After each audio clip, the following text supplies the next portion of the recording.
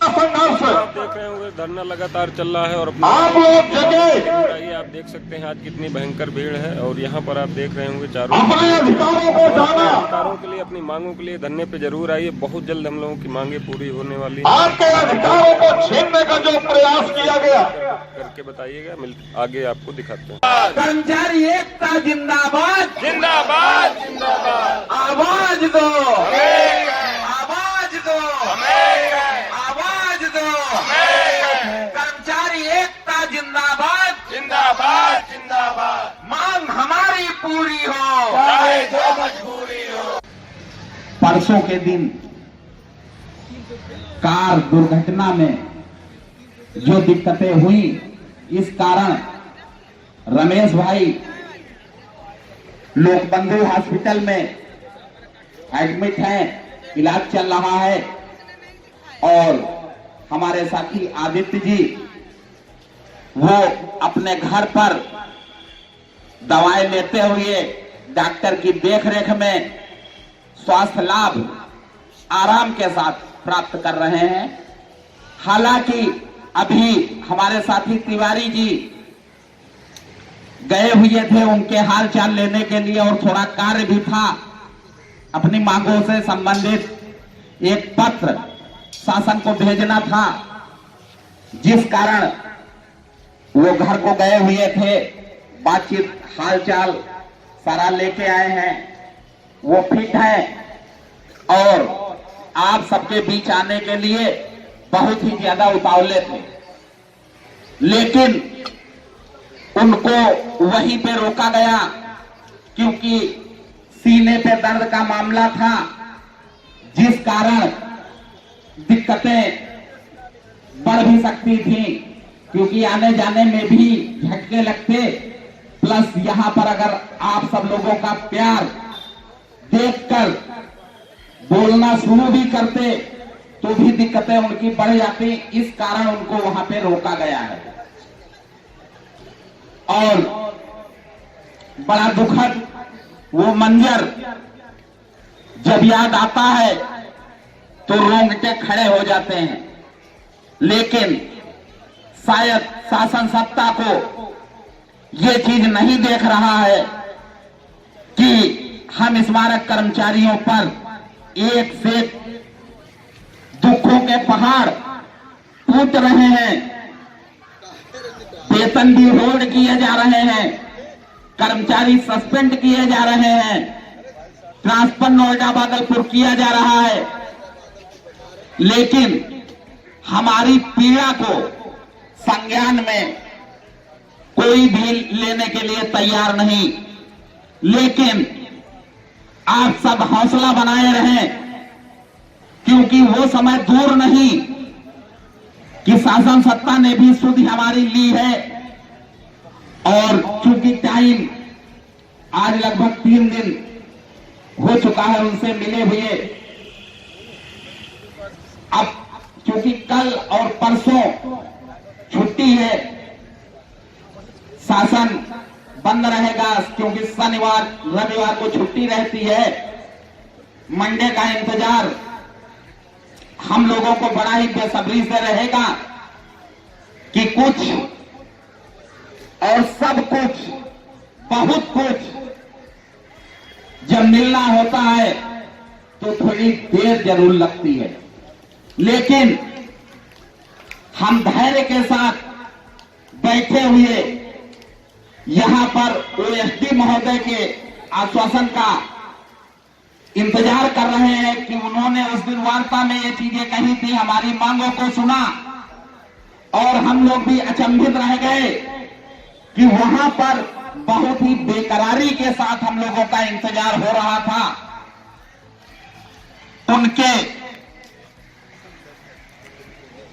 कर्मचारी बार बार भेजते थे वेटिंग रूम में कि देख के आओ क्या स्मारक समिति से कोई आया है या नहीं आया है। जब हम लोग वहां पे पहुंचे तो हम लोगों को हाथों हाथ ले लिया गया और तुरंत पैनल के सामने हम लोग पेश हुए। वहां पर सारी वार्ता हुई।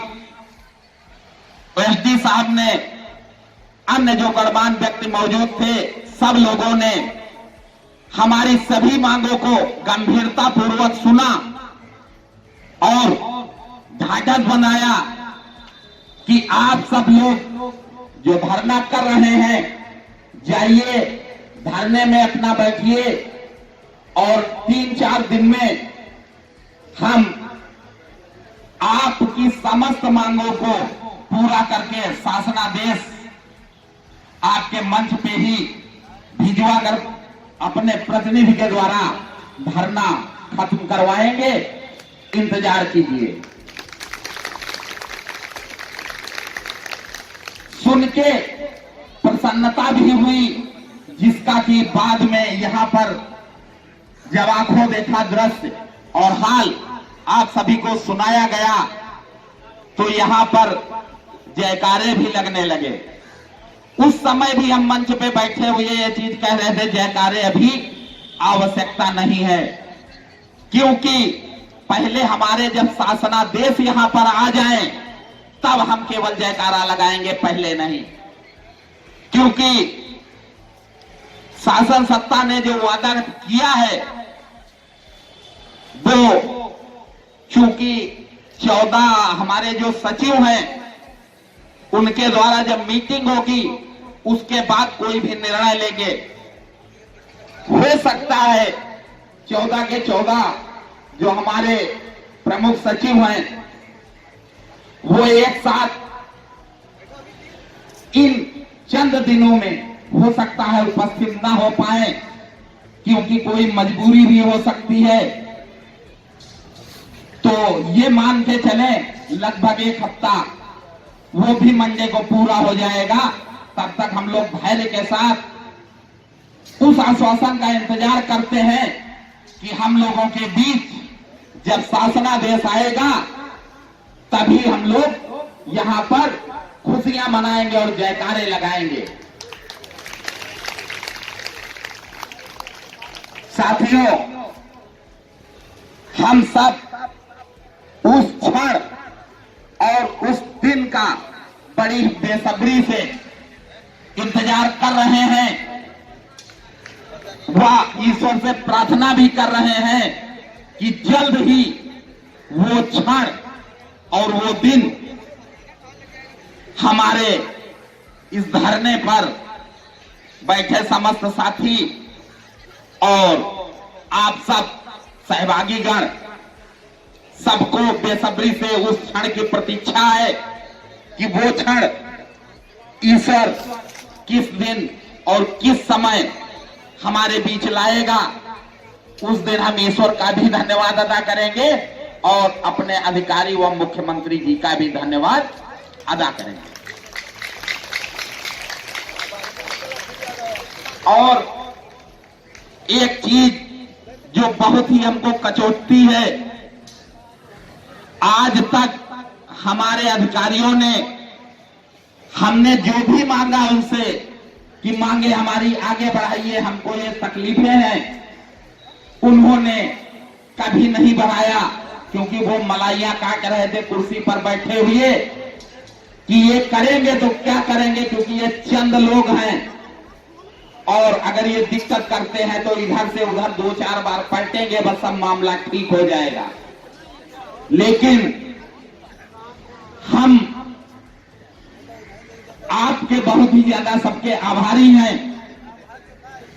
कि जब हम लोगों ने आप लोगों से वार्ता की, वो अपने विचारों को साथ में रखा, आपने हमारे विचारों का सम्मान किया और जरूरतें सबकी हैं, सबको पैसे की आवश्यकता है, क्योंकि जो वेतन हम लोग पा रहे हैं ये शुरुआत से अब तक वही वेतन जिस ग्रेड पे में हम लोग भर्ती होके आए थे वही पा रहे हैं। ये हमारा दुर्भाग्य है, क्योंकि जो भी शासन सत्ता अब तक बदली, लगभग हमको हर शासन सत्ता से कुछ ना कुछ अर्जित जरूर हुआ है।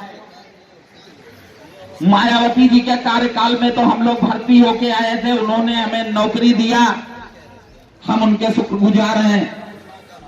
अखिलेश गवर्नमेंट ने हमको डीए और इंक्रीमेंट का तोहफा दिया, उनके भी हम शुक्रगुजार हैं। उम्मीद करते हैं बीजेपी सरकार से, माननीय मुख्यमंत्री उत्तर प्रदेश शासन से,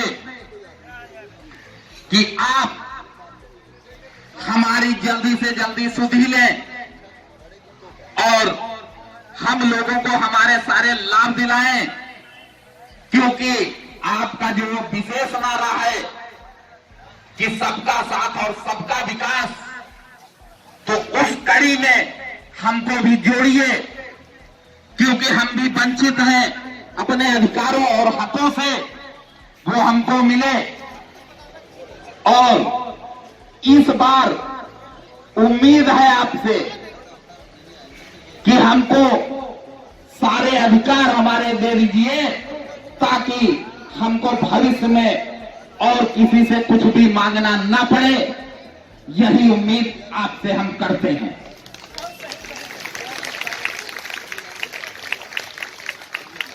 अगर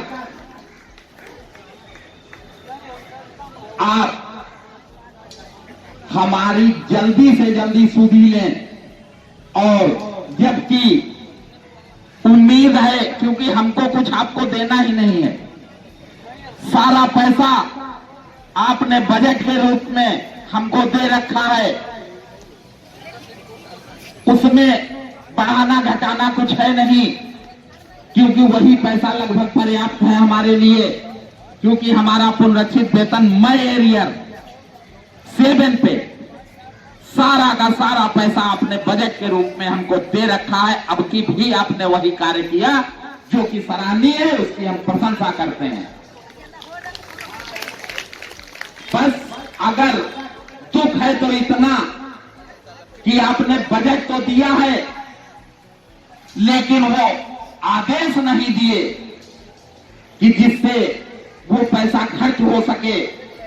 हो सकता है आप उस समय संज्ञानित ना रहे हो। आज तक उच्च अधिकारियों ने हमारे आपको अंधेरे में रखा, लेकिन अब उम्मीद आपसे लगी हुई है कि अब तो हम लोगों ने सारा का सारा अपनी समस्याएं व अधिकारियों के काले चिट्ठे आप तक पहुंचा दिए हैं, उसमें हम सफल रहे। आपने हमारी सुध ली, जिसके भी हम आपके शुक्रगुजार हैं, लेकिन हमारी मांगे तत्काल में पूरी करें। ये अधिकारी अपने नैतिक दायित्वों का इस्तेमाल नहीं कर रहे हैं, जिस कारण हम लोगों की परेशानियां बढ़ी हुई हैं। वरना आपके द्वारा कोई कमी नहीं रखी गई है, क्योंकि अधिकारियों को जब हमारा शोषण करना होता है, तब इनके पास एक से एक आदेश आते हैं, और एक से एक आदेश नए नए, जाने किस सन के हम पैदा भी नहीं हुए होंगे, उस सन के ये आदेश उठा के दिखा देते हैं। क्योंकि अभी जब सस्पेंड किया है तो उसमें ऐसी ऐसी धाराएं बता दी कि हम चक्कर काटने लगे कि आखिर ये आप कहां से ढूंढ लाए हैं। उसके लिए आपके द्वारा राज्य सरकार कर्मचारियों पर जो शासनादेश फॉलो होते हैं हमारे शोषण के लिए, उन सारे आदेशों का पालन बखूबी करना आपको आता है, तो किसी से इजाजत की जरूरत नहीं। लेकिन यदि हमारे हितों का मामला आता है और हमारे सारे आदेश सुरक्षित, क्योंकि वो सारे हमारे हित में है, हमारी नियमावली भी कहती है, और बोर्ड बैठकों के द्वारा भी जो निर्णय लिए गए वो सारे के सारे हमारे हित में हैं। उस स्थिति में हमारे अधिकारी, उनकी सोच ये हो जाती है कि अगर ये ज्यादा पैसा पाने लगेंगे तो जो हमारी काली कमाई है वो आनी बंद हो जाएगी। और इन अधिकारियों की सोच भी बदल जाती है कि ये अगर गांव में रहेगा तो एक तो हमको आर्थिक फायदा, दूसरा ये बेवकूफ का बेवकूफ है रहेगा, मजदूरी करेगा, वैसे ही हमारे सामने आके खड़े होगा, पैर भी छुएगा, घर चला जाएगा। तो वो इतना होने के बाद आप सोच रहे होंगे कि ये हमारे हित साध रहे हैं, बहुत अच्छे अधिकारी हैं, लेकिन नहीं, वो आप नहीं, आपकी फैमिली को और नीचे की तरफ धकेल रहे हैं। अगर आप यहां पर रहते तो हो सकता है, कोशिश करते कि यहां पर छोटे से छोटे स्कूल में भी अगर बच्चों को आप पढ़ाते तो कम से कम खर्चे में थोड़ा कष्ट जरूर होता आपको, आपका जीवन गुजर बसर हो जाता, साथ में बीवी बच्चे रहते, बना हुआ खाना भी मिलता, किराया वही कमरे का रहता, आपके बच्चों का भविष्य सुधर जाता। हो सकता है कि आप अगर यहां पर एक सफाई कर्मी या और किसी अन्य पद पे हैं तो आपके बच्चे, हो सकता है आपके उस संघर्ष से आपके बच्चे आईएएस और पीसीएस भी बन सकते हैं। ये आप सोच कैसे भूल जाते हैं। लेकिन जो व्यक्ति मजदूरी करता था और खाता था तो उसकी समझ में ये चीजें नहीं आ रही हैं, क्योंकि वो अपना ग्रामीण समाज नहीं भूल पा रहा है। हालांकि मैं समर्थक हूं इस चीज का कि आप चाहे जितने बड़े इंसान बन जाएं, लेकिन जिस जगह आपकी जन्मभूमि है उसको सदा सलाम करिए, उससे जुड़े रहने का प्रयास करिए, छोड़िए मत, क्योंकि वो हमारे बाप दादाओं के द्वारा अर्जित की हुई जमीन है, उसे छोड़िए मत। लेकिन अगर सफलता पानी है तो घोंसला छोड़ना ही पड़ेगा। तो इसलिए उन भाइयों को मेरा ये संदेश है कि आप चाहे जिस कठिनाई से गुजरे, अपने बच्चों को अच्छे से अच्छी एजुकेशन दें, भले एक बार भूखा रहना पड़े, क्योंकि बच्चे भविष्य है आपका, उनका ध्यान दीजिए और हमारे संघर्ष में सहभागी बनिए। ईश्वर बस बिल्कुल चाह ही रहा है, देने ही वाला है कि हम लोगों की मांगे जैसे ही पूरी होंगी, हम लोगों का जीवन तुरंत पटरी पे लौट आएगा और हम लोग खुशी खुशी अपने स्मारक के कार्यों को अंजाम देना शुरू कर देंगे। समय बहुत हो रहा है, कहना बहुत कुछ है, खैर कल के लिए अब छोड़ते हैं। जय हिंद, जय भारत।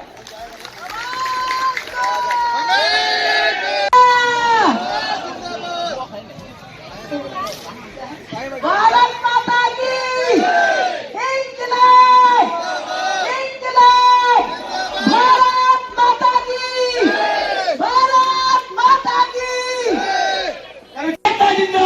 जिंदाबाद जिंदाबाद। हमारी मांगे